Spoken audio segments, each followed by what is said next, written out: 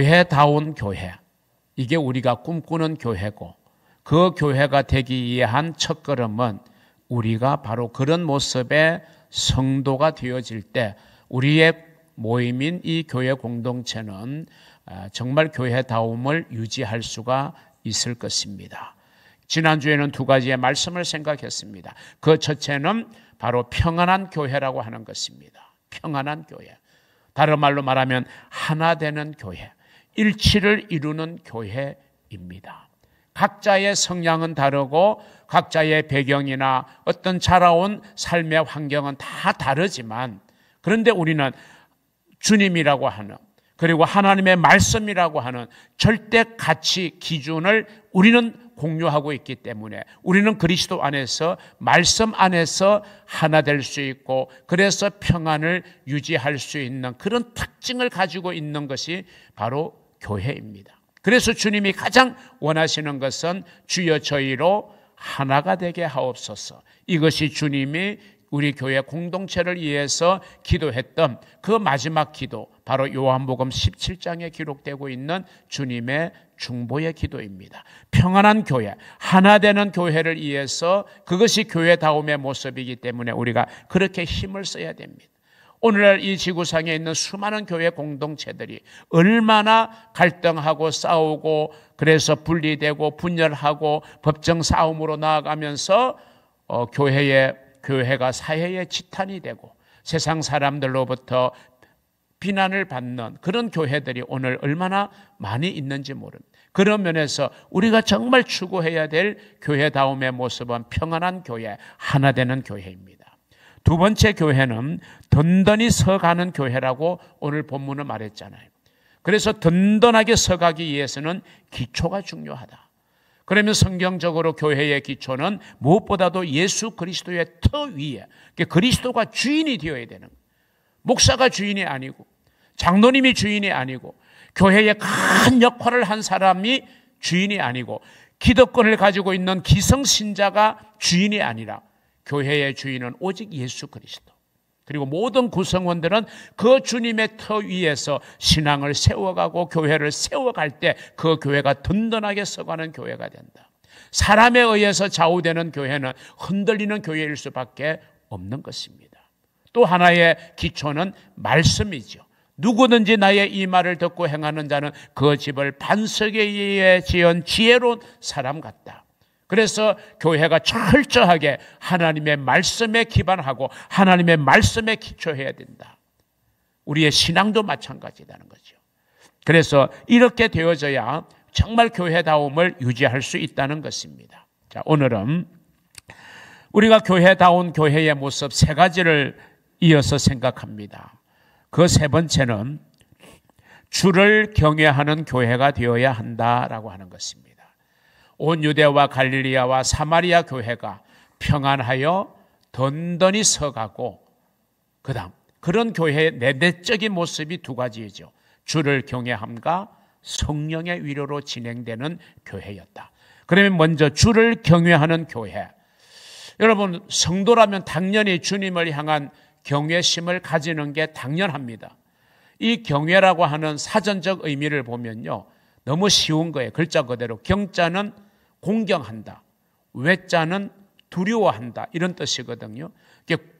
경외한다는 말은 하나님을 향하여 공경하고 그러면서도 하나님을 두려워할 줄 알아야 된다. 이게 경외심이에요. 이런 사전적 의미가 이제 주를 경외하는 거죠. 당연히 우리는 주님을 공경합니다. 그리고 주님을 향한 두려움을 우리는 나름대로 가지고 있습니다.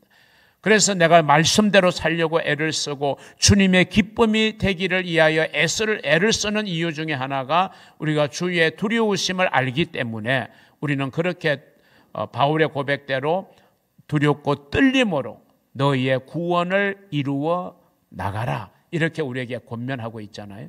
그런 면에서 우리는 주를 정말 공경하고 두려워하는 경외심이 있어야 됩니다. 그러나 저는 이제 단순히 이 너무나도 표면적으로 드러나는 공경하고 경외한다, 그것만이 주를 경외한다는 것의 진정한 의미이겠느냐, 이런 생각을 하면서 제가 성경을 많이 찾아봤습니다. 저는 그 주를 경외한다는 말에 진정한 답을요, 저는 구약 창세기 22장 12절에서 발견했습니다. 자, 한번 보세요. 말씀을. 사자가 이르시되 그 아이에게 네 손을 대지 말라. 그에게 아무 일도 하지 말라. 네가 네 아들 네 독자까지도 내게 아끼지 아니하였으니 내가 이제야 네가 하나님을 경외하는 줄을 아노라. 아브라함이 하나님을 경외하는 줄을 알았다. 인정하는 그 인정문이거든요. 굉장히 중요합니다. 자, 이 말씀이 언제 나온 말씀이냐, 배경 이해가 필요합니다. 아브라함이 75세가 되어서 하나님의 지시로 그의 고향 땅을 떠나서 미지의 세계를 향해서 갑니다. 오늘처럼 교통통신이 발달되어 있던 때도 아니에요. 걸어서 무작정 갑니다. 하나님의 명령만 붙잡고. 그렇게 믿음의 발걸음을 내디뎠던 아브라함, 그 아브라함에게 주신 하나님의 약속이 있거든요. 내가 너를 축복할 것이다. 내가 너를 강성하게 할 것이다. 내가 너를 창대하게 할 것이다. 그리고 내가 너를 번성하게 할 것이다. 그럼 번성하려면 뭐가 있어야죠? 자녀들이 있어야 돼요. 그런데 하나님의 명령을 받아서 떠났을 때는 아브라함은 그와 아내 사라만 있었지 자식이 없었어요. 그런데 하나님이 그 아브라함에게 야, 내가 너에게 자녀를 줄 것이다. 약속을 주셨어요. 그래서 아브라함은 그 약속 붙잡고 이제 머나먼 길을 떠났습니다. 시간이 점점 자꾸 흘러갑니다. 물론 그 과정 속에서 하나님과 아브라함과의 여러 가지의 어떤 연결되어지는 사건이 있었습니다만은 이제 자녀의 문제에만 국한해서 우리가 생각해 보면요, 시간은 흘러가는데 전혀 하나님의 약속은 이루어지지 않고 있습니다. 이제 불안을 느낀 아브라함과 사라가 그런 제안을 합니다. 이제 우리가 나이가 점점 더 들어가고 더 이상 우리가 인간적 방법으로는 자녀 얻기가 어려운 시간까지 우리가 다가가니 우리에게 있는 종, 나의 종을 당신에게 줄 터이니 그 종을 통해서 자녀를 우리가 갖자. 그래서 이제 자녀를 낳았어요. 그 자녀가 이제 이스마엘이죠. 그 이제 육신의 자녀라고 일컬어지죠. 그런데 이제 하나님은 여전히 아브라함에게 야, 그것이 내가 약속한 자녀가 아니야. 내가 반드시 너에게 자녀를 줄 거야. 그리고도 또 시간이 흘러가요. 그러기를 이제 아브라함의 나이가 99세가 되었을 때 또 하나님이 아브라함에게 나타나셨어요. 아브라함아, 네, 내년 이맘때에 너에게 아들이 있을 것이다. 무려 24년이 지난 다음 99세가 되었을 때 다시 한번 하나님은 확인을 시켜주는 거예요. 내년에 너에게 자녀가 있을 것이다. 사라가 그 말을 듣고 웃을 만큼 이게 참 이해가 안 되는 하나님의 말씀이었어요. 그런데 아브라함이 100세 될 때, 사라가 90세 되었을 때 아들이 생겼잖아요. 그리고 태어난 아들이 누구죠? 이삭입니다. 이 아브라함이 100세에 얻은 아들이 이삭이니까 얼마나 소중하겠어요. 얼마나 소중하겠어요. 뭐 요즘 좀 손주들 본 분들 만나면 전부 다 핸드폰에 손주 재롱 사진 뭐 영상 찍어가지고 보여주느라고 정신이 없어요. 여러분 그만큼 소중하잖아요, 생명이. 근데 100세에 얻은 아들이니까 얼마나 소중한 아들이겠어요. 그 기대만큼 이삭이 잘 자라가요. 정말 순종하는 아들의 모습으로 잘 성장해서 이제 어엿한 12세의 나이가 되었습니다. 그때에 하나님이 또 한 번 아브라함에게 말씀하시는 거예요. 아브라함아, 네 아들 이삭을 내게 번제로 드려라 라는 말씀을 하세요. 자, 이 말씀이 저는 성경에서 참 우리가 받아들이기 어려운 말씀 중에 하나라고 저는 그렇게 생각하며 자라왔습니다. 어떻게 하나님이 그런 명령을 아브라함에게 내릴 수 있지? 여러분 번제라는 제사를 아시면요, 제 이 말이 이해가 될 거예요.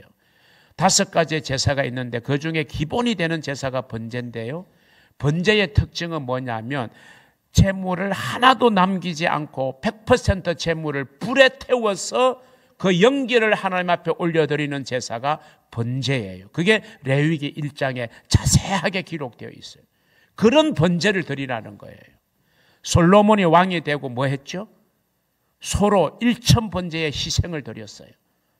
그만큼 자기가 왕의 사명을 잘 감당하도록 하기 위해서 1000번제를 드렸거든요. 그래서 하나님이 얼마나 감동하셨어요?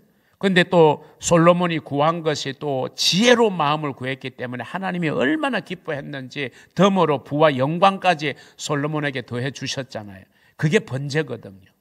그러니까 이삭을 완전히 불에 태워서 나에게 바쳐라 하는 거 아닙니까? 아니 뭐 기독교가 미신도 아니고 이방 종교처럼 엉뚱한 종교도 아닌데 자녀를 불에 태워가지고 그걸 제물로 드려라. 참 우리가 받아들이기 쉽지 않는 부분이에요. 그래도 성경이 기록되어 있는 역사적 사실이거든요. 모리아산으로. 그래서 아브라함이 그 하나님의 명령을 받고 이제 이삭을 데리고 모리아산으로 올라갑니다. 이삭의 등에는 이제 불을 지필 장작을 어깨에 메고 이제 모리아산으로 올라가요. 이제 조금 올라가다가 보니까 이삭이 이상한 느낌이 있는 거예요.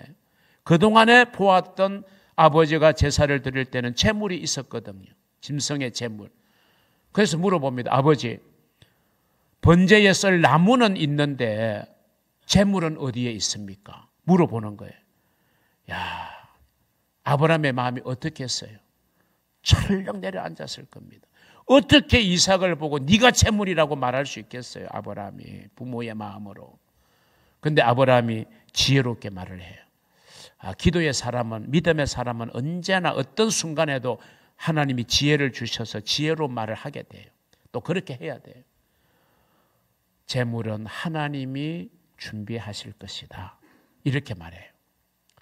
참 묘한 말이잖아요. 하나님께서 준비하실 거야. 하나님이 알아서 하실 거야. 이삭이 제물이 되든 뭐 이삭 대신에 다른 것이 준비되든 하여튼 하나님이 알아서 하실 거야. 이렇게 대답하고 이제 올라가요. 장작을 다 쌓아놓고 이제 칼을 들어서 아브라함이 이삭을 내려치려는 순간에 주신 말씀이 조금 전에 소개한 창세기 22장 12절입니다. 다시 한번 말씀을 띄웁니다. 사자가 이르시되 그 아이에게 네 손을 대지 말라. 그에게 아무 일도 하지 말라. 네가 네 아들 네 독자까지도 내게 아끼지 아니하였으니 내가 이제야 네가 하나님을 경외하는 줄을 아노라. 아멘. 잘 보세요. 이삭의 생명을 해하지 않게 하셨어요. 그러면서 뭐라고 하나님이 인정을 하느냐? 네가 진짜 하나님을 경외하는 거 내가 인정한다. 그러셨어요. 그리고 보니까 수풀에 한 양이 걸려 있는 게 보였어요. 그 양을 잡아서 하나님 앞에 번제를 드리고 이삭의 손을 잡고 이제 집으로 내려오는 거죠. 이게 정말 드라마 같은 이야기잖아요. 근데 이게 사실이거든요. 저는 여기서 이제 생각을 하게 됩니다. 야, 하나님이 어떻게 사람을 제물로 드리라고 할 수 있느냐. 근데 우리가 이 말씀을 딱 보면요. 하나님이 정말 받으시기를 원한 것은 이삭이 1도 아니에요. 이삭을 받으실 마음이 1도 없었어요. 그것을 통해서 뭘 확인하기를 원하셨고 받으시기를 원하셨느냐? 이삭까지라도 드릴 수 있는 아브라함의 마음. 저는 이게 하나님이 보시기를 원하셨다. 아브라함의 마음을 보시고 하나님께서는 네가 정말 나를 경외하는 줄 내가 인정한다. 할렐루야. 여러분, 주를 경외하는 성도들이 되시기를 주의 이름으로 축원합니다. 초대교회는 그랬어요. 생명 내놓고 신앙생활을 했다니까요. 그런 마음으로 저와 여러분이 주를 경외하는 자 되을 수 있기를 주님의 이름으로 축원합니다. 네 번째는요, 성령의 위로로 진행되는 교회가 되어야 된다라고 하는 거예요. 성령의 위로. 여러분, 교회가 우리가 주를 경외해야 됩니다. 그럼 주를 경외하는 과정이요, 순탄하지 않아요. 쉽게 말하면 신앙생활을 하는 게 순탄하지만은 않다는 거예요. 내가 주님을 위해서, 교회를 위해서, 하나님 나라를 위해서 봉사하고 헌신하는 게 생각처럼 그렇게 쉬운 것만 아니에요. 여러분 신앙생활하면서 교회 생활하면서 봉사생활하면서 상처받아 본 분 너무 많을 겁니다. 아니 반대로 상처받지 않은 사람은 단 한 사람도 없을 거예요. 사람 때문에 상처받고 흔히 우리가 말하는 나는 시험에 들었어. 그래서 예배 생활도 뜸하게 되고 교회 출입도 뜸하게 되다가 결국에는 그걸 극복하지 못하고 교회를 떠나거나 신앙을 잃어버리는 그런 경우도 많잖아요. 여러분 누구나가 다 동일한 과정을 밟게 되는 거예요. 다 상처가 받아요. 상처 있어요.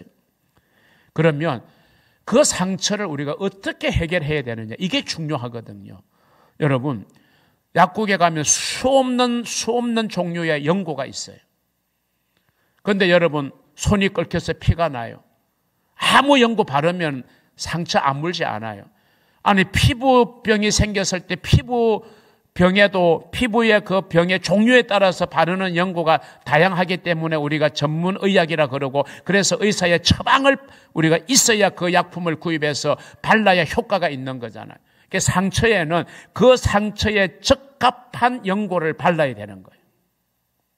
여러분 마찬가지예요.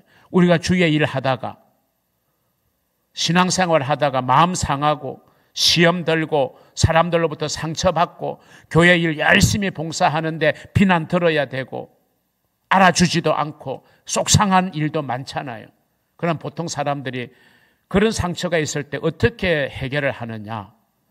대부분의 경우는요, 그냥 그걸 내려놓습니다. 그걸 회피해요. 거기에서 조금 벗어나요. 도피해요. 내가 체면 때문에, 책임감 때문에 어쩔 수 없이 금년까지는 내가 이 일을 하지만 내가 내년 되면 죽어도 나는 이 일을 안 해. 그러면서 그냥 냉정하게 뿌리치는 그런 방법으로 우리는 다 해결책을 찾는 것이 대부분 성도들의 모습이에요. 그런데 과연 성경은 그런 방법을 우리에게 말씀하고 계실까? 저는 아니라고 봅니다. 확신합니다. 그게 뭐냐? 우리가 정말 상처받고 힘들고 어려울 때 낙심될 때 우리가 처방받아야 될 처방이 뭐냐? 그게 바로 성령의 위로, 성령의 어루만지심입니다. 여러분 성령의 위로가 없이는요, 그걸 경험하지 못하면 우리 신앙생활을 제대로 해나가기가 정말 어려워요. 왜냐하면 너무 내가 사람들로부터 받는 상처가 많거든요. 다 성도라고 해도요, 성도가 내 마음 같지 않잖아요.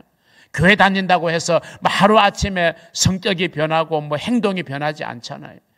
아니 직분을 받아도 교회 수십 년을 해도 변하지 않는 사람은 변하지 않더라고요. 여전히 다른 사람에게 상처 주는 사람은 상처 주고요.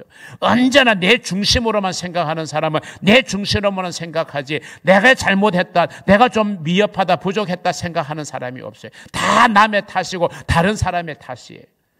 그렇게 수십 년 신앙생활하고 말씀 듣고 기도해도 그런 게 변화되지 않더라니까요. 보니까 저도 예외는 아니죠. 여러분 그럴 때 우리가 정말 필요한 게 성령의 위로입니다. 성령의 어루만지심이에요. 그래서 교회가요, 인간의 뜻대로 교회가 운영되면요, 교회는 언제나 잡음이 끊이지 않아요. 성령이 이끄시는 교회가 되어야 돼요. 예배도 성령이 이끄시는 교회, 그게 영과 진리로 예배한다는 의미거든요. 우리 성도들의 신앙생활도요, 자꾸 사람의 좌우되면 안 돼요. 그러면 상처가 자꾸 깊어지는 거예요. 넓어지는 거예요. 주를 바라봐요.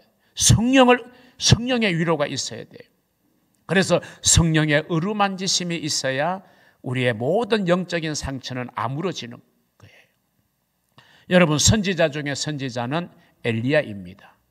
쉽게 말하면 정말 엘리야는 우리가 범접하기 어려운 선지자예요. 얼마나 능력의 선지자입니까? 바알과 아세라를 섬기는 거짓 선지자 850명하고 자기 혼자 하고 갈멜산에 올라가서 대결한 사람 아닙니까? 그래서 하나님이 진짜 살아계신 하나님인 걸 나타내 보이면서 850명 거짓 선지자들을 다 죽여버렸던 그 정말 전무후무한 선지자가 엘리야였어요. 그런데요, 그 사건이 있은 바로 직후에 이세벨 왕후가 그 소식을 듣고 신하를 엘리야에게 보내가지고 내일 이맘때에 네가 죽인 그 850명의 모습과 같이 내가 너의 생명을 찾겠다, 이런 전가를 엘리야가 듣게 돼요. 그 순간 엘리야가 마음이 확 무너지는 거예요. 낙심이 되는 거예요. 좌절이 되는 거예요. 내가 이렇게 열심히 주의 일을 했는데 결국 나한테 돌아오는 것은 이세벨 왕후가 나를 죽이겠다고 하는 그 한마디, 그게 그냥 상심이 되어졌어요. 그래서 엘리야는 도망을 칩니다. 도망가요. 그래서 광야로 도망가요. 그리고 광야 로뎀나무 아래 앉아가지고 뭐라고 한탄합니까? 오직 나만 남았거늘. 하나님을 제대로 섬기는 사람은 자기만 있다는 거예요. 그러면서 그 말은 맞는 말은 아니죠. 틀린 말이지만 하나님은 이제 엘리야의 넋두리를 다 들어주시는 거예요. 나만 남았다. 하나님, 차라리 내가 이세벨 왕후의 손에 죽느니 하나님 이 시간 내 생명을 거두어 달라. 이렇게 막 기도하잖아요. 기도라기보다는 그냥 신세 한탄을 하잖아요. 그리고 기진맥진해요. 왜? 먼 거리 아무것도 먹지 못하고 달렸으니까. 자, 그때 하나님께서 물과 떡을 공급해 주시고 또 천사를 통해서 지쳐있는 엘리야를 어루만져 주셨어요. 육신은 마사지 해 주신 거고요. 다친 마음, 상처받은 마음은 다 성령의 연고를 발라주시는 거예요. 그래서 그렇게 응급처치를 하고서는 하나님께서 세미하게 음성을 들려주셔요. 그 말씀을 듣고 엘리야는 힘을 얻어요. 그리고 네가 해야 될 일이 이렇게 남았다. 엘리야의 사명을 일려줘요. 하나님께서. 그래서 다시금 그 절망의 자리, 낙심의 자리를 박차고 일어나서 사명의 자리로 나아가는 이 모습이 열왕기상 19장에 나와요. 여러분, 엘리야 같은 대선지자도 성령의 위로가 없으면요 견뎌낼 수 없습니다. 하물며 우리같이 연약한데, 우리같이 부족한데 우리가 무슨 재간으로 우리의 신앙생활을 잘 유지할 수 있겠어요? 봉사를 잘 할 수 있겠어요? 성령의 위로, 성령의 역사, 성령의 진행이 없이는요 이거 불가능합니다. 여러분, 성령의 위로를 받으시기를 바랍니다. 성령의 역사로 진행되는 여러분의 신앙이 되기를 바라고 우리 교회가 되기를 바랍니다. 마지막 5번째는요, 수가 더 많아지니라 그랬어요. 이게 결론이죠. 성장하는 교회입니다. 평안하고 든든히 서서 내부적으로 주를 경외하고 성령의 위로로 진행되니까 결과물은 교회가 성장되더라. 성도의 신앙도 성장 성숙을 이루고 교회도 양적으로 질적으로 영적으로 성숙되어지고 성장하게 되는 이런 놀라운 성장과 성숙의 일이 일어났다라고 하는 것입니다. 이게 하나님의 뜻이거든요. 여러분, 금년 우리 교회의 최고의 사역은 전도라는 말씀을 제가 드렸습니다. 그래서 연초부터 당신이 더 행복했으면 좋겠습니다. 이건 우리의 인사이기도 하지만 금년에 우리 전도의 슬로건이기도 합니다. 그래서 여러분 지난주에 복음 명함을 좀 여러분 제작하셨으면 좋겠다.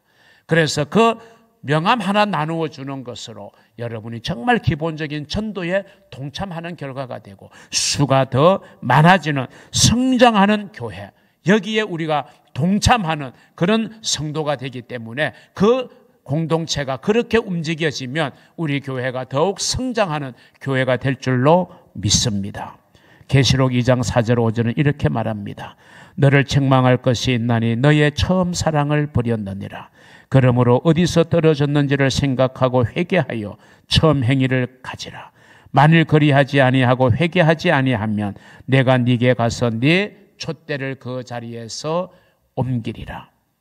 처음 사랑, 처음 열심, 처음 열정, 처음 믿음, 이 모든 것 우리가 다시금 회복해야 된다. 이렇게 우리에게 권면하고 있는 말씀을 기억하시고 여러분, 잃어버린 여러분의 신앙의 열정을 다시금 회복하시기를 주님의 이름으로 축복합니다.